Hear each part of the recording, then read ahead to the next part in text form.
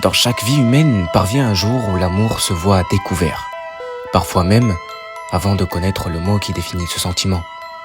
Une attirance physique aussi forte qu'un aimant et qui va même au-delà du physique.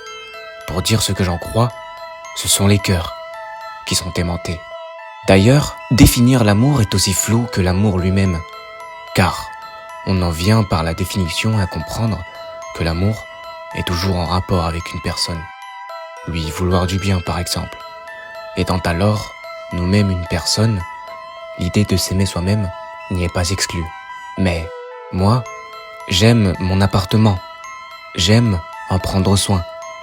L'ai-je alors personnifié? Ou bien l'amour se voit être au-delà même des vivants quelque chose qu'on ne peut assigner qu'aux êtres. La chose qui peut alors donner naissance à deux sortes d'amour est la reproduction. Car il y a un amour qui peut naître d'une plaisance, d'une beauté, d'une appartenance, et celle d'une volonté de s'unir, de ne faire qu'un, de ne plus se quitter, de s'appartenir mutuellement. Sartre disait, et c'est une définition que j'aime beaucoup, l'amour, c'est vouloir s'approprier l'autre comme être libre. S'approprier l'autre par l'union des corps comme être libre, car on ne saura jamais vraiment pourquoi la personne en face nous aime. L'amour qu'on apporte à nos objets n'est que passager, car ils ne sont pas libres de nous aimer ou non.